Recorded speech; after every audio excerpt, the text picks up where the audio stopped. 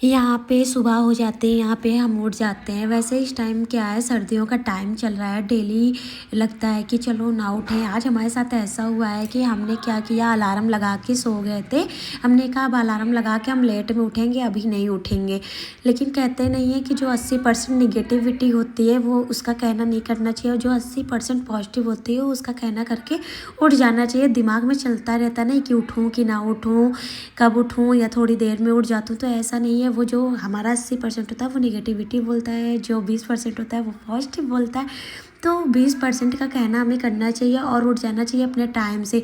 वैसे क्या, अगर टाइम से ना उठो तो सारा काम वैसे कि वैसे पड़ा रह जाता है। लेट में उठने से क्या है, अपने आप को भी ना टाइम दे पाओ, ना बच्चों को दे पाओ, ना घर को दे पाओ। सारी उलझने बढ़ जाती है और कि कैसे क्या हो जाता है। भड़बड़ में कहते हैं नहीं, जल्दी जल्दी कुछ सामान गिरते हैं, कुछ पड़ते हैं, कुछ नुकसान हो जाता है। ऐसा ही होता है, वैसे हमारे साथ ऐसा होता है।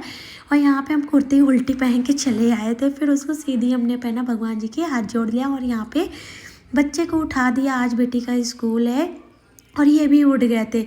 यहाँ पे आ गए थे, दूध वगैरह उबलने के लिए रख दिया था। हमने कहा चलो अब नहाने के लिए चलते हैं।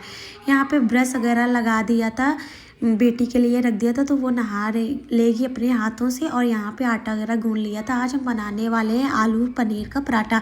पनीर वैसे हमारे पास सब कुछ उसका मटेरियल बना हुआ रखा था। यहाँ पे हमने आलू छील लिया था, बॉयल आलू गरम गरम ही। इसमें चाट मसाला, हींग, अदरक और ये सब चीज़ें हमने डाल के इसको अच्छे से मिक्स कर दिया था। और यहाँ पे पानी भी चढ़ा दिया था कि एक साइड पानी खोलने के, सॉरी, थोड़ा गुनगुना रखने के लिए, करने के लिए रख देती हूँ, फिर बेटी को दे देती हूँ। यहाँ पे बेटी रो रही थी, उसके हाथ में चोट लग गई थी, कल चाकू से कट गया था, तो वही रो रही थी, मम्मा मैं स्कूल जाऊँगी कैसे लिखूँगी। हमने कहा बेटा सब स्कूल में मैनेज हो जाएगा, टीचर देखेंगे तो वो खुद ही करवा देंगी, क्या करना है क्या नहीं करना है। यहाँ पे हमने बेटी को रेडी कर दिया। फिर यहाँ पे सॉक्स वगैरह ले लिया। हमने कहा बेटा सॉक्स वगैरह पहना दे, फिर चलते हैं किचन में जल्दी से, तुम्हारे लिए मतलब टिफ़िन वगैरह तैयार कर देते हैं, लंच वगैरह पैक कर देते हैं।